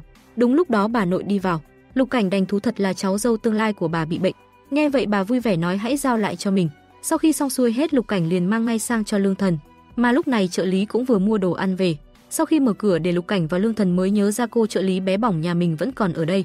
Lương Thần lập tức đuổi khéo cô bé về. Cô bé cũng biết ý mà rời đi, nhưng tác phong của cô vô cùng chậm chạp, hoàn toàn trái ngược so với lời nói. Lương Thần nhìn mà sốt hết cả ruột. Cô không ngừng kêu cô bé nhanh cái tay lên đã vậy còn tự tay dọn dẹp giúp. Cuối cùng cũng đuổi được cái bóng đèn đó đi, thật nhẹ cả người. Sau đó Lục Cảnh bày biện các món đã nấu ra bàn cho Lương Thần nếm thử. Lương Thần nhìn thấy một bàn toàn đồ, bổ cho cổ họng thì cảm thấy rất vui, ăn thử thì thấy rất ngon. Lương Thần liền hỏi Lục Cảnh có phải do anh nấu không? Lục Cảnh cười bảo không phải, nhưng nhìn thấy vết dao cứa trên tay anh cô đã hiểu ra. Sau đó Lương Thần liền đi lấy đồ sát trùng băng bó cho Lục Cảnh. Không ngờ chỉ là vết dao cắt bé mà cô liền đem tay anh cột thành một cục. Nhìn tay mình, Lục Cảnh liền trêu Lương Thần, với trình độ này cô nên chỉ băng bó cho anh chứ đừng băng bó cho người khác. Lương Thần nghe vậy liền đẩy tay Lục Cảnh ra rồi giận dỗi quay đi. Con hồ ly Lục Cảnh lại bắt đầu giả bộ đáng thương khiến cô lo sốt vó. Lương Thần còn tưởng mình lại đụng phải vết thương của anh. Biết mình bị lừa, Lương Thần liền ngồi xa ra nhưng Lục Cảnh lại tiến gần hơn. Lục Cảnh muốn được tham quan nhà Lương Thần. Cặp đôi tình tứ của chúng ta đang vui vẻ đưa nhau đi tham quan phòng âm nhạc của Lương Thần thì bất ngờ nhận được điện thoại của Gia Vận. Gia Vận nói mình có một người chú là chuyên gia khoa tai mũi họng, người này rất có thành tích về mặt điều trị dây thanh quản. Gia Vận đã đưa bệnh án của Lương Thần cho ông ấy xem, người đó cũng đã xây dựng một phác đồ điều trị mới cho Lương Thần. Chính vì vậy Gia Vận muốn Lương Thần nhanh chóng tới gặp bác sĩ. Vậy cách chữa trị là mổ sao? Thì cũng không ngoại trừ khả năng mổ. Lục Cảnh đứng gần đó nghe thấy vậy rất lo lắng. Sau đó hai người cùng nhau thưởng thức tài năng chơi đàn violon của Lục Cảnh. Giai điệu du dương thật sự rất hay và cuốn hút. Lương Thần nhìn theo không chớp mắt. Sau đó Lục Cảnh tới sát bên thủ thỉ nhẹ với Lương Thần. Nếu lần này không xảy ra chuyện ngoài ý muốn thì đến năm 30 hoặc 40 tuổi giọng hát của chị cũng sẽ gặp vấn đề sao? Đương nhiên là không rồi. Vậy khi đó chị sẽ không ca hát nữa sao? Chị sẽ tiếp tục ca hát mà. Lục Cảnh nắm lấy tay Lương Thần trìu mến nói, giọng hát của chị rất ngọt ngào, có lẽ nó sẽ thay đổi theo tuổi tác, nhưng năng lực của chị nhất định sẽ không bao giờ yếu đi. Hơn nữa kỹ thuật cũng sẽ càng lúc càng tốt lên. Em tin là nó chỉ trở thành một giọng hát khác mà thôi. Em nghĩ chị có làm được không? Có chứ, vì em còn muốn nghe chị hát rất nhiều bài. Ngay đêm đó Lương Thần quyết định mổ, cô lập tức gọi điện cho Gia Vận hẹn lịch thăm khám. Nhưng thật may mắn làm sao vì ngày hôm sau khi đi khám lại bác sĩ lại chẩn đoán Lương Thần không cần phải mổ. Có thể do Lương Thần tác động mạnh lên cổ họng một thời gian dài khiến niêm mạc rỉ máu. Chính vì vậy mà cổ họng đã bị viêm. Tuy nhiên hình ảnh nội soi thanh quản có vẻ khá nghiêm trọng. Hiện giờ thì tốt rồi. Kết quả xét nghiệm thể hiện đã hết viêm, xương đỏ cũng biến mất luôn. Lương Thần nghe vậy vô cùng vui mừng sung sướng. Nhưng về sau Lương Thần phải chú ý không được dùng giọng quá độ. Suốt cả ngày Lục Cảnh rất lo lắng vì không biết nữ thần của mình đi khám như thế nào. Vừa nhận được điện thoại, Lục Cảnh lập tức bắt máy. Lương Thần báo tin cô đang gặp nguy hiểm tại một địa điểm nào đó. Lục Cảnh cuống cuồng chạy tới trong sự bất an tột cùng. Tới nơi, Lương Thần xuất hiện từ phía sau bất ngờ bịt mắt Lục Cảnh. Hóa ra đây là một trò trêu ghẹo vui vẻ mà thôi. Màn phát cơm chó xin được phép bắt đầu. Đôi chim di nắm lấy tay nhau nhẹ nhàng hú hí. Lục Cảnh lo lắng hỏi Lương Thần có làm sao không? Hôm nay chị đã tới bệnh viện, bác sĩ nói chị không thể hát nữa. Lương Thần với thái độ giả chân diễn rất chi là đạt luôn. Good job baby. Lục Cảnh nghe xong mà buồn bã mếu máo không nói lên lời. Ngay sau đó vì thấy được vẻ mặt gượng buồn của người mình thương, Lương Thần lập tức thay đổi thái độ. Cô liền quay sang dỗ dành xin lỗi anh phi công trẻ này. Hai người ngồi lại bên nhau giữa khung cảnh lãng mạn. Cả hai nhìn nhau đắm đuối con cá chuối. Lục Cảnh chủ động muốn nắm tay nhưng Lương Thần không cho hơ. Không những thế, Lục Cảnh còn cứ tiến sát vào Lương Thần như muốn hôn đến nơi. Lương Thần đỏ mặt xấu hổ ngại ngùng chạy đi. Lục Cảnh chạy theo đưa người mình thích về nhà an toàn. Vậy là kết thúc một buổi hẹn hò hú hí bí mật. Ngày hôm sau, chị quản lý đến gặp Lương Thần để đưa ra những công việc mới. Những việc này đều không liên quan đến ca hát âm nhạc. Thứ nhất, vì cổ họng của Lương Thần bây giờ vẫn chưa khỏi hẳn. Thứ hai, vì công ty cũng không khuyến khích Lương Thần thay đổi phong cách. Lương Thần nghe xong vẫn dứt khoát với quyết định muốn tham gia chương trình âm nhạc mới.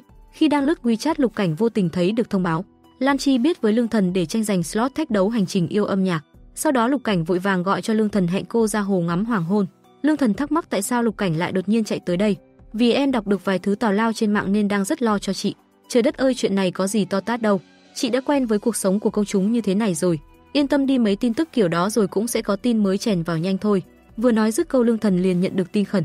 Cô phải nhanh chóng quay về vì đang có phóng viên theo dõi gần đó. Lục Cảnh đi theo sau may mắn bắt được tên vớ vẩn này. Anh nhanh tay cướp lấy chiếc máy ảnh rồi lấy luôn thẻ nhớ, còn không quên bố thí cho hắn chút tiền. Lương Thần chạy nhanh ra xe của Gia Vận mới hay tin bị theo dõi. Trên xe, Gia Vận bắt đầu giở cái văn phá phách ra nói với Lương Thần. Về đến nhà, Lương Thần mang theo vẻ mặt buồn bã suy nghĩ rất nhiều về chuyện hôm nay. Trong bữa cơm tối, Lương Thần còn bị chị quản lý khiển trách. Gần đây chị thấy em đang rất thân thiết với một cậu bạn trẻ tuổi. Cậu ấy vẫn còn là sinh viên đúng không? Em có biết lỡ như truyền thông có chụp được ảnh thì cậu ấy sẽ phải chịu đựng những gì không? Chưa bàn tới áp lực dư luận, chỉ nói đến sự quan tâm của mọi người thôi cũng đủ khiến cho cuộc sống của cậu ấy rối tung rối mù lên rồi. Chị không có cấm em yêu đương nhưng bây giờ bắt buộc phải bình tĩnh. Ngày hôm sau, Lương Thần còn phải gánh chịu một làn sóng dư luận mới. Cô hết sức đau đầu, tâm trạng khó chịu vô cùng. Đúng là làm người nổi tiếng khó thật. Lương Thần mệt mỏi, Lương Thần stress. Cô nhớ lại những kỷ niệm tình tứ của cả hai lúc trước, trong đầu hiện lên những suy nghĩ không mấy vui vẻ. Lương Thần không muốn làm liên lụy tới cuộc sống của Lục Cảnh. Lúc này trên mạng đang tràn lan những tin đồn thất thiệt của những người ghen ăn tức ở với Lương Thần. Lục Cảnh khi đọc được vô cùng lo lắng cho người tình trong mộng. Thấy bài đăng của công ty quản lý Lương Thần, Lục Cảnh lo lắng gọi điện cho cô ngay lập tức, nhưng không ai bắt máy. Về đến phòng, đám bạn hiểu lầm rằng Lục Cảnh thích cô em khóa dưới Tề Kỳ nhưng lại bị Cố Phi Minh giành mất nên rất buồn. Đám bạn hỏi han ân cần nhưng Lục Cảnh lại tỏ vẻ khó hiểu. Vì sao anh phải buồn vì những chuyện như vậy? Bên này Lương Thần đang xin lỗi Gia Vận vì phóng viên đến phim trường rất nhiều khiến mọi người phải dừng quay, nhưng Gia Vận không trách cô, chỉ an ủi rằng không sao, mình có thể chịu được. Ngược lại anh rất lo lắng cho cô. Lúc này Bân Úc đeo kính đội mũ bước vào. Anh tự luyến nói rằng lúc đến đây có rất nhiều người nhìn mình. Gia Vận châm chọc Bân Úc mặc như thế người ta không nhìn mới lạ. Lương Thần chỉ xin lỗi rồi đẩy đĩa thức ăn qua cho Bân Úc. Bỗng dưng Lục Cảnh gọi đến nhưng Lương Thần đang rất lo lắng nên không nghe. Không gọi được cho Lương Thần nên Lục Cảnh đành gọi cho Bân Úc hỏi cô đang ở đâu. Nghe thấy vậy Lương Thần bèn lấy cớ đi vệ sinh để rời đi. Sáng hôm sau Lương Thần vừa dậy thì chị quản lý lại mang đến một tin xấu. Cảnh cô ngồi nói chuyện với Gia Vận đã bị đăng lên mạng. Hóa ra tất cả âm mưu đều do Lam Chi, đối thủ của cô gây ra. Ba ông báo đời cùng ký túc xá của Lục Cảnh lại không biết sống chết mà đem tin tức đó khoe với anh. Lục Cảnh tức giận bỏ ra ngoài. Lục Cảnh đến thẳng nhà Lương Thần nhưng không có ai. Đúng lúc này Lục Cảnh lại nhận được điện thoại của một người nào đó. Có lẽ Gia Vận chuẩn bị công khai tin tức hẹn hò ở hội quán. Lục Cảnh nghe xong vội chạy tới đó, nhưng đến nơi lại không được vào vì có người đã bao toàn bộ. Hết cách Lục Cảnh chỉ đành trèo tường vào trong. Vậy mà lại không có một ai phát hiện. Đúng là hào quang của nam chính. Tới nơi đập vào mắt Lục Cảnh là cảnh tượng Lương Thần đi vào cùng Gia Vận. Lục Cảnh rất khó chịu. Vào trong, Gia Vận muốn Lương Thần thừa nhận rằng hai người đang hẹn hò. Thế nhưng Lương Thần không đồng ý. Đúng lúc này Lục Cảnh bước vào. Nhìn thấy Lục Cảnh nắm tay Lương Thần kéo đi, Gia Vận đã hiểu nguyên do vì sao cô không đồng ý công khai mối quan hệ với anh. Mặc cho Gia Vận đã nhiều lần giải thích đó chỉ là giả. Lục Cảnh kéo Lương Thần ra vườn. Tại đây anh hỏi cô lý do vì sao cô lại trốn tránh anh. Gần đây chị đã suy nghĩ rất nhiều. Chị là một ca sĩ nổi tiếng, chị là một người của công chúng, cho nên mọi hành động của chị đều sẽ bị người khác bàn ra tán vào. Nhưng em thì khác, em chỉ là một sinh viên, em nên hưởng thụ cuộc sống học đường vô lo vô nghĩ của mình. Nhưng không để Lương Thần nói hết câu, Lục Cảnh đã giữ chặt gáy cô, trao cho cô một nụ hôn nồng cháy. Lương Thần rất bất ngờ. Lục Cảnh không muốn nghe những điều đó. Lục Cảnh chưa bao giờ xem Lương Thần là một ngôi sao, anh chỉ xem cô là người anh thích đến cuối đời. Lục Cảnh khẳng định bản thân rất có năng lực. Anh không những có thể tự bảo vệ bản thân mà còn có thể bảo vệ Lương Thần. Lẽ nào cô không cần anh nữa sao? Nghe vậy Lương Thần vội vàng lao đến ôm lấy Lục Cảnh. Khoảnh khắc hai người ôm nhau cũng là lúc cả hai chính thức xác định quan hệ của mình. Khi Lục Cảnh đưa Lương Thần về đến nhà, hai người lưu luyến không muốn tạm biệt. Khi Lương Thần định đóng cửa, Lục Cảnh bỗng giữ chặt cửa lại. Anh áp sát cô vào tường rồi trao cho cô một nụ hôn thật sâu thật lâu. Sau đó hai người mới chịu tạm thời tách nhau ra để về nhà. Về đến ký túc ba, ông bạn thấy tâm trạng của Lục Cảnh rất tốt, lại còn cười nữa nên rất ngạc nhiên. Đang dựa cửa nghe trộm thì Lục Cảnh mở ra. Ba người đành giả vờ làm việc khác. Thấy mấy người bạn như vậy, Lục Cảnh chỉ đành nói cho họ biết rằng mình đã có bạn gái rồi. Tất cả mọi người đều ngạc nhiên trợn tròn mắt. Mấy thằng bạn còn tưởng Lục Cảnh vẫn còn sốc vì chuyện của đàn em nên nói xảo. Thấy mấy ông bạn hết lời khuyên ngăn, Lục Cảnh đành đuổi ai về giường đấy đi ngủ. Hôm sau, Lục Cảnh và Lương Thần hẹn nhau tới nhà Bân Úc ăn cơm. Sau khi tan học, Lục Cảnh đã mua rất nhiều đồ ăn mang sang. Bân Úc còn đang vui mừng vì anh bạn thân đột nhiên tốt với mình mà không biết một giây sau bản thân sẽ phải hối hận. Bân Úc còn chưa kịp mừng, Lục Cảnh đã nói rõ mục đích đến đây. Nghe xong, Bân Úc tức đến trợn tròn mắt. Lục Cảnh không quan tâm, tự nhiên đi vào nhà như ruồi. Lục Cảnh đang rửa rau củ thì thấy cậu độc thân Bân Úc mặc chiếc tạp dề Hello Kitty màu hồng đi vào. Bân Úc còn tự sướng với đống rau củ rồi gửi cho crush của mình. Lục Cảnh nhìn mà đầu nổi đầy dấu hỏi chấm. Một lúc sau, Lương Thần cũng đến. Vừa vào nhà, hai người đã tình tứ với nhau làm Bân Úc phải lên tiếng. Không lên tiếng thì thôi, vừa lên tiếng liền bị bạn thân đưa cho chai xì dầu rồi đẩy vào trong bếp. Mới ngồi xuống ghế, Lương Thần đã kể cho Lục Cảnh nghe về việc vài ngày nữa là sinh nhật Gia Vận. Vì vậy Lương Thần và Bân Úc đang nghĩ xem nên tặng gì cho Gia Vận. Lục Cảnh nghe xong có chút không vui. Anh gượng gạo hỏi Gia Vận sinh ngày bao nhiêu, mà cũng trùng hợp làm sao sinh nhật Gia Vận lại vào đêm Giáng sinh. Đây là ngày lễ đầu tiên kể từ khi đôi chim di chính thức yêu nhau. Thế nhưng Lương Thần đã hứa sẽ tham dự sinh nhật Gia Vận. Lục Cảnh ngoan ngoãn ngồi chọn đồ tặng Gia Vận cùng Lương Thần. Lục Cảnh quả là một người đàn ông hài hước. Những thứ quà sang chảnh như túi ví, cà vạt anh không ưng mà lại chọn một con rùa. Lục Cảnh muốn tặng chú rùa với ngụ ý trường thọ sống lâu. Bân Úc vừa bước ra từ bếp đã ăn ngập miệng cơm chó. Lương Thần và Lục Cảnh đang ngồi trên ghế ôm nhau tình tứ. Nhìn chắc là không cay con chim cú tí nào đâu. Hai người còn trêu ngươi bằng cách nắm chặt tay nhau. Bân Úc nổi trận lôi đình đuổi cổ hai người ra ngoài. Nhân cơ hội này, Lục Cảnh đã đưa Lương Thần đi xem phim. Trong rạp phim, hai người vẫn không quên nắm tay nhau rồi cười tủm tỉm. Rồi thì ngày sinh nhật Gia Vận cũng đến. Lương Thần tới tham dự nhưng lại không thấy Bân Úc tới. Hai người vẫn tổ chức sinh nhật với nhau. Có lẽ đây đều là kế hoạch của Gia Vận khi cố tình kêu Bân Úc không tới để hai người có không gian riêng. Đêm Giáng sinh, hai người cùng nhau thưởng thức âm nhạc, cùng nhau cắt bánh. Gia Vận đã giấu một chiếc nhẫn kim cương to như quả trứng chim trong bánh để tỏ tình Lương Thần. Thế nhưng Lương Thần một lòng một dạ chỉ yêu Lục Cảnh. Lương Thần lập tức xin phép ra về để lại Gia Vận một mình cô đơn. Nhìn cũng tội mà thôi, cũng kệ đi. Lục Cảnh và Lương Thần cùng nhau đi dạo dưới con đường tràn ngập ánh sáng lung linh lãng mạn. Trên mặt Lương Thần có chút gợn buồn. Dù sao cô và Gia Vận cũng từng là những người bạn rất tốt. Chuyện thành ra cơ sự này khiến Lương Thần rất khó xử. Lục Cảnh nhận ra được điều đó, anh lập tức thay đổi bầu không khí bằng cách tặng cô người yêu món quà mình đã chuẩn bị từ trước. Lục Cảnh nhẹ nhàng xoa ấm lòng bàn tay, rồi dịu dàng nâng niu lên đôi má của Lương Thần để sưởi ấm. Hai người cùng nhau nắm tay đi chơi Noel với sự thoải mái nhất có thể. Họ đi qua một góc nhỏ âm nhạc. Tại đây tất cả cùng nhau hát về những bài ca chào đón Giáng sinh. Thấy Lương Thần ước được như chàng ca sĩ đường phố kia được hát những bài hát mình muốn, Lục Cảnh đã chủ động đi mượn đàn để Lương Thần thực hiện ước muốn của mình. Lương Thần đứng trước khán giả hát những giai điệu ấm áp nhất. Đây là lần đầu tiên Lương Thần được hát những bài hát mình muốn mà không bị kiểm soát bởi công ty. Lương Thần vừa kết thúc, khán giả đã nhận ra thần tượng. Lục Cảnh thấy vậy vội vàng nắm tay Lương Thần cùng chạy trốn đám đông. Một mùa Noel vô cùng đáng nhớ của hai người. Anh em chuẩn bị cùng tôi ăn bát cơm chó siêu to khổng lồ nhá. Kết thúc buổi hẹn hò, Lương Thần thưởng cho Lục Cảnh một cái hôn yêu thương. Sáng hôm sau trên đường đi làm, Lương Thần lướt thấy một video đang nổi dần dần trên mạng xã hội. Hóa ra nhóm bạn cùng phòng của Lục Cảnh đã rêu rao chuyện tình cảm của Lục Cảnh và Lương Thần. May sao Giang Cư Mận không những không phản đối mà còn khen cả hai rất đẹp đôi. Thấy sự việc đang rất hot lại còn đứng top thịnh hành trong bảng tìm kiếm, Lương Thần đành phải quay sang nói sự thật rằng mình đang có người yêu với chị quản lý. Chị quản lý bình tĩnh mượn iPad xem sự việc như thế nào. Khi đọc được những bình luận vui vẻ trên mạng của cộng đồng fan hâm mộ, mặt chị quản lý cũng lộ ra nét cười. Chị quản lý còn cười nói có lẽ chuyện này không có gì ảnh hưởng lớn tới Lương Thần và Lục Cảnh. Lương Thần nghe xong cũng nhẹ hết cả người. Lục Cảnh lo lắng gọi ngay cho Lương Thần xem phía cô có biến gì không. Lương Thần cười khúc khích rồi khen bạn cùng phòng của Lục Cảnh đáng yêu. Lương Thần dặn dò Lục Cảnh không cần phải lo vì chuyện đó không ảnh hưởng tới cô. Lục Cảnh vui mừng thở phào nhẹ nhõm. Cuối cùng ngày diễn ra chương trình âm nhạc quan trọng của Lương Thần cũng đến. Lương Thần ngồi trong phòng trang điểm, vô cùng hồi hộp, nhưng đã được Lục Cảnh an ủi bằng những tin nhắn yêu thương. Chương trình chính thức bắt đầu bằng sự xuất hiện vô cùng ấn tượng của hai thí sinh vô cùng nặng đô là Lam Chi và Lương Thần. Lục Cảnh ngồi ở nhà xem truyền hình trực tiếp, nhìn thấy người yêu mình bước ra, Lục Cảnh nhảy cẫng lên để cổ vũ. Đối thủ Lam Chi mở màn chương trình bằng tiết mục biểu diễn vô cùng nóng bỏng. Cả cô bé trợ lý và chị quản lý đều lấy lòng lo lắng cho Lương Thần. Rồi cũng đến lượt Lương Thần của chúng ta. Lương Thần thể hiện bài thi của mình với khí thế bừng bừng. Lương Thần với khí chất riêng của mình, cùng phong cách âm nhạc mới tạo ra một năng lượng cuốn hút lạ thường. Cô đứng trên sân khấu dùng tất cả năng lực cùng giọng ca ngọt ngào của mình thu hút toàn bộ sự chú ý của khán giả. Nhưng một sự cố không may xảy ra. Khi Lương Thần đang bùng cháy trên sân khấu thì mic bất ngờ gặp sự cố. Bằng sự thông minh tuyệt vời của mình, Lương Thần đã lồng ghép vào đó bằng tiếng đàn rock vô cùng khác biệt. Lương Thần tiếp tục bài hát của mình bằng sự nồng nhiệt nhất có thể. Kết thúc bài hát vô cùng tuyệt vời. Và rồi thời khắc khiến chúng ta rung động nhất đã đến. Kết quả không làm cho anh em chúng ta thất vọng. Kết quả chung cuộc Lương Thần cao hơn hẳn so với Lam Chi. Vậy là quán quân của chương trình chính là Lương Thần của chúng ta. Anh em đã hiểu hào quang của nữ chính rực rỡ như thế nào chưa? Để chúc mừng Lương Thần, mọi người hẹn nhau tới nhà Bân Úc ăn mừng. Tất nhiên Gia Vận cũng được mời tới tham dự, nhưng mà Gia Vận cũng đàn ông lắm nha. Tuy là tình địch nhưng vẫn ăn nói nhẹ nhàng với Lục Cảnh. Gia Vận dặn Lục Cảnh sau này khi nấu ăn nhớ đừng cho rau thơm bởi Lương Thần không thích như vậy. Còn cái ông bạn Bân Úc này cái tính lau chau lại nổi lên. Bân Úc chạy tót sang nhà ông bà nội của Lục Cảnh mách lẻo rằng cháu dâu của ông bà đang bên nhà cháu chơi đó. Ông bà có thấy phấn khởi không ha ha? Bà nội nghe thấy thì vui mừng tưng bừng luôn. Trước đây Lục Cảnh từng kể có bạn gái mà bà lại không tin. Trong bữa cơm Gia Vận cố tình rót đầy rượu cho Lục Cảnh với lý do Lương Thần không thể uống rượu nên hãy uống thay. Lục Cảnh cũng không quên rót cho vợ yêu ly nước hoa quả. Sau đó mọi người bắt đầu nhập tiệc. Con hàng Bân Úc gắp cho Crat một miếng cá, nào ngờ người ta lại không thích món đó. Mọi người nhìn thấy đều buồn cười. Không ngờ con hàng này còn ngốc hết thuốc chữa. Nhìn thấy miếng kích mí của Crat bị bong, Bân Úc còn thờ ơ hỏi một câu rất gợi đòn. Tối đó hai người cùng nhau chơi game. Không những thế còn có cả em họ của Lục Cảnh chơi cùng. Hai anh em trêu chọc khiến Lương Thần vô cùng ngại. May mà có Bân Úc đến giải vây. Cả bốn người cùng nhau làm nhiệm vụ. Trong game khi Lương Thần mở cửa, đang định lên xe ngồi thì Bân Úc từ đâu chạy tới leo lên trước. Lương Thần thấy vậy rất không vui. Vậy mà Bân Úc còn không biết sống chết cố tình trêu ngươi Lương Thần. Quay sang đã thấy ngay một khẩu súng đang dí vào đầu mình.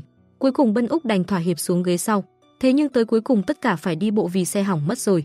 Tên ngố Bân Úc đúng là điếc không sợ súng. Anh đem chuyện có người tìm Lục Cảnh nói cho Lương Thần nghe với ý định đốt nhà. Sáng hôm sau Lục Cảnh đến nhà Lương Thần. Hai người đang nói chuyện vui vẻ thì ngôi trường nơi Lục Cảnh chuẩn bị đi du học gọi điện tới. Nghe xong Lục Cảnh không biết phải làm sao, chỉ biết ôm Lương Thần thật chặt.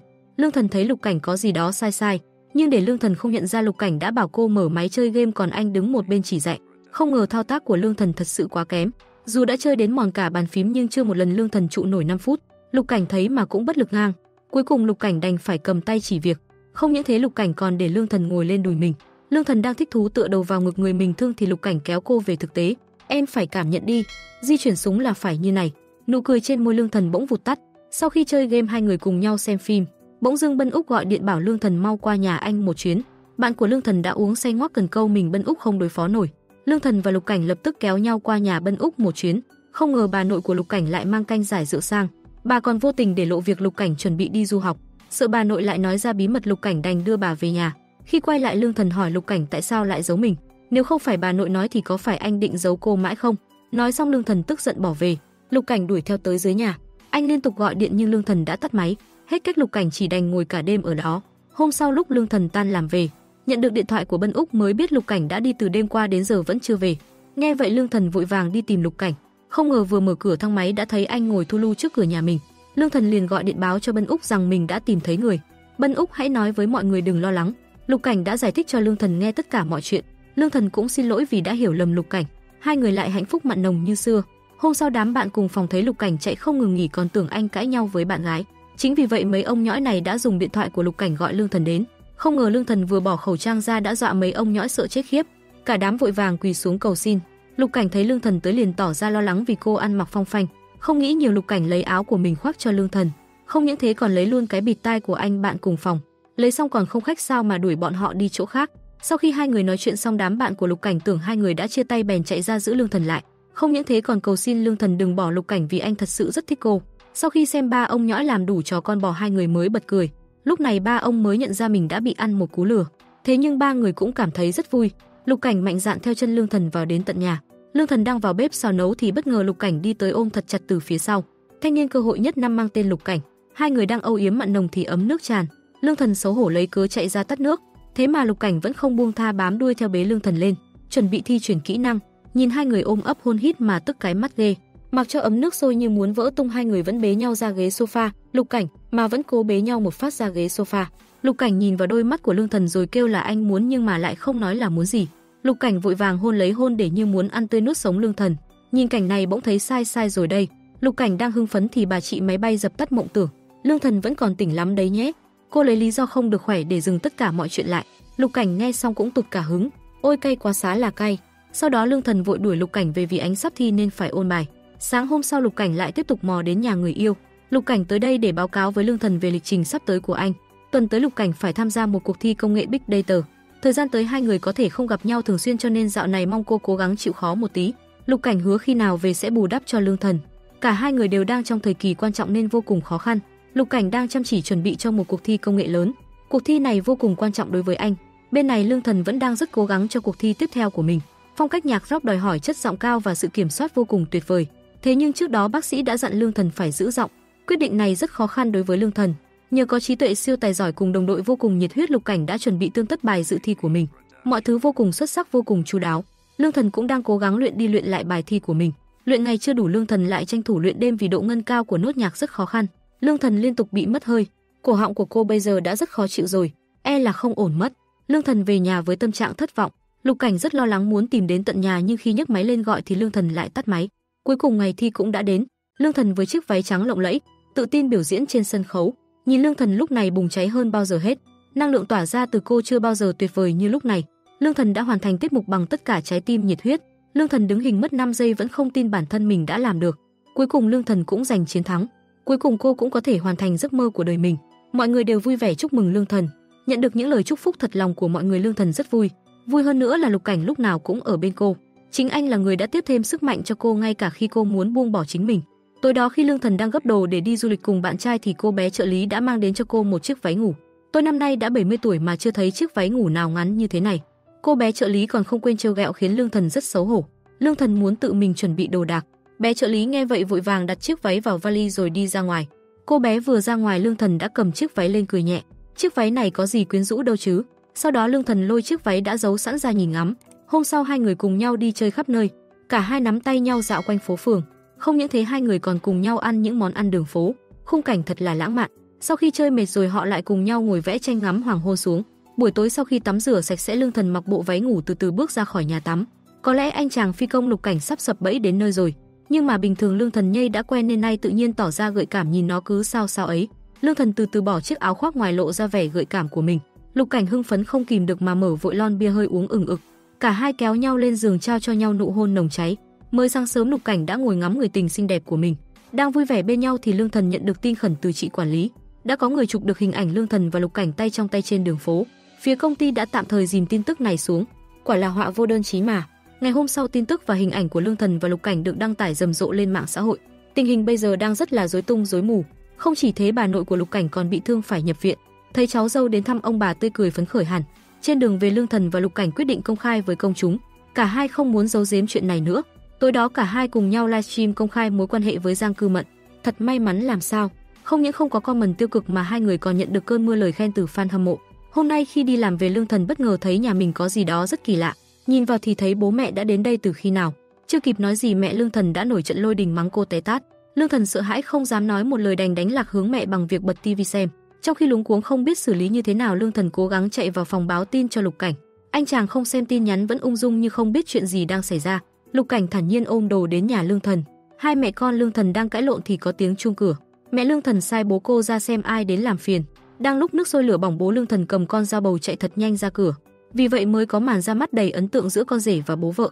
Ông bố cầm dao lăm lăm ra cửa, còn thằng con rể thì ngơ ngác như chó lác. Mẹ Lương Thần đang tức cái mình nghe thấy tiếng người lạ vội chạy ra xem. Thái độ của bà lập tức quay ngoắt 180 độ vì vẻ đẹp trai của Lục Cảnh. Vào đến nhà, bà mẹ vợ tiếp đãi ông con rể hết sức chu đáo. Nhìn là biết mẹ Lương Thần đã rất chim ưng cậu con rể này. Tiếp theo, Lục Cảnh chủ động vào bếp phụ giúp bố vợ. Từ mẹ vợ đến bố vợ đều rất thích tính cách cũng như cách nói chuyện của Lục Cảnh. Trong bữa cơm mọi người vừa ăn vừa nói chuyện vô cùng vui vẻ. Tối đó Lương Thần đợi mãi mà vẫn không thấy Lục Cảnh nhắn tin cho mình. Vào game thì thấy anh đang ở trong đó. Lương Thần không để ý rằng Lục Cảnh đang livestream mà trực tiếp vào thẳng luôn. Vừa vào game, Lương Thần đã nói cô rất nhớ Lục Cảnh. Giang Cư Mận nghe mà muốn bùng nổ. Khi Lương Thần nhận ra thì đã quá muộn rồi. Muốn thoát cũng không thoát ra được nên hai người chỉ đành chơi game cùng nhau. Sau khi kết thúc livestream, Lương Thần đang định chào tạm biệt mọi người thì Lục Cảnh lại nói những câu khiến cô xấu hổ. Hôm sau là vòng thi cuối cùng của Lương Thần. Lục Cảnh và bố mình cũng đến xem Lương Thần biểu diễn. Trên sân khấu, Lương Thần vừa đàn vừa hát. Tiếng nhạc du dương cùng với chất giọng trong trẻo đã thu hút ánh nhìn của tất cả mọi người. Khi MC hỏi Lương Thần tại sao lại chọn bài hát đó, Lương Thần đáp rằng cô muốn mang bài hát này dành tặng cho người đặc biệt nhất của cuộc đời mình. Vừa nói xong, máy quay lập tức chĩa thẳng vào khuôn mặt đẹp trai của Lục Cảnh. Cả khán phòng trầm trồ ngưỡng mộ. Lương Thần nói chỉ vì Lục Cảnh thích bài này nên cô đã hát cho anh nghe. Tất cả mọi người đều vô cùng cảm động. Sau khi kết thúc chương trình, Lương Thần liền chạy ngay vào phòng nghỉ, ôm chầm lấy Lục Cảnh. Cô liên tục hôn hít khắp mặt anh. Bỗng dưng có tiếng ho khan khiến Lương Thần giật mình ngồi thẳng dậy. Lục Cảnh giới thiệu đây là bố mình khiến Lương Thần rất xấu hổ. Bố Lục Cảnh quả không hổ danh là fan cuồng chính hiệu của Lương Thần. Ông chụp ảnh liên tiếp khiến Lương Thần rất ngại ngùng. Không những thế, ông còn đặt ảnh của con trai con dâu làm hình nền. Tối đó hai người cùng nhau chúc mừng chiến thắng của Lương Thần. Lục Cảnh còn đặt mấy cái bánh kem khiến cho Lương Thần giờ khóc giờ cười. Sau khi đi công tác về, Lương Thần nhìn thấy Lục Cảnh liền bổ nhào lên người anh. Không ngờ rằng bố của Lục Cảnh cũng lại ở đó. Lương Thần không biết phải đội mấy cái quần mới hết xấu hổ. Cô không hiểu tại sao mỗi lần gặp bố chồng đều mất mặt như vậy. Ngày ra mắt gia đình hai bên, bầu không khí thật sự rất hài hòa. Cả hai gia đình đều hài lòng với người con dâu con rể này. Chớp mắt đã đến ngày lễ tốt nghiệp của Lục Cảnh. Hai người cùng nhau chụp lại những tấm hình kỷ niệm ở đồi tình nhân. Sau khi về nhà, Lương Thần đã in những tấm ảnh đó ra. Đối với Lương Thần, việc in ảnh ra sẽ khiến cô có cảm xúc hơn. Thời gian trôi qua lâu, khi lấy ra xem ảnh hơi ố vàng lại càng đặc biệt. Sau khi tốt nghiệp cả hai lại càng bận bịu hơn. Lục Cảnh phải ra nước ngoài giao lưu nửa năm, nhưng lúc nào anh cũng nhắn tin gọi điện dặn dò vợ yêu của mình phải biết chăm sóc bản thân. Ngày sinh nhật Lục Cảnh, anh nói sẽ trở về đón sinh nhật cùng Lương Thần. Không ngờ trên đường về máy bay lại gặp sự cố. Lương Thần vô cùng lo lắng nhưng chỉ có thể cầu nguyện cho Lục Cảnh được bình an. May mà ông trời đã nghe thấu lời thỉnh cầu của Lương Thần. Lục Cảnh trở về bình an vô sự. Hơn nữa anh còn cầu hôn cô ngay giữa sân bay đông người. Lương Thần hạnh phúc gật đầu đồng ý trước sự reo hò của tất cả mọi người. Đêm tối khi nằm cạnh nhau, Lương Thần lo lắng hỏi Lục Cảnh rằng khi máy bay gặp sự cố anh có sợ không. Lục Cảnh nói rằng mình không sợ. Anh an ủi cô đừng nghĩ linh tinh mà đau đầu. Sau khi Lục Cảnh đã say giấc nồng, Lương Thần vẫn trằn trọc không ngủ được vì sợ hãi. Lương Thần đi ra phòng khách cho đỡ buồn. Lúc này cô bất ngờ nhìn thấy bức tâm thư của anh. Trong lúc nguy hiểm nhất vậy mà Lục Cảnh vẫn lo lắng cho Lương Thần. Anh chỉ mong cô được sống bình an vui vẻ. Lương Thần bật khóc. Thật may mắn Lục Cảnh không sao. Thật may mắn khi anh vẫn bên cạnh cô. Cuối cùng tất cả mọi người đều hạnh phúc. Ai cũng tìm được nửa kia của mình. Lương Thần và Lục Cảnh sánh vai bên nhau cùng đứng trên sân khấu, vừa biểu diễn vừa phát cơm chó. Sau đó không có sau đó nữa. Hạnh phúc như vậy là hết phim rồi. Được rồi, bộ phim đến đây là kết thúc. Các bạn bỏ ra 3 giây đăng ký kênh để ủng hộ chúng mình nha. Cảm ơn các bạn đã đón xem kênh của chúng mình. Hẹn gặp lại mọi người trong bộ phim tiếp theo. Ok, phần review phim của ngày hôm nay đến đây là hết rồi. Xin chào tạm biệt và hẹn gặp lại các bạn ở những tập tiếp theo.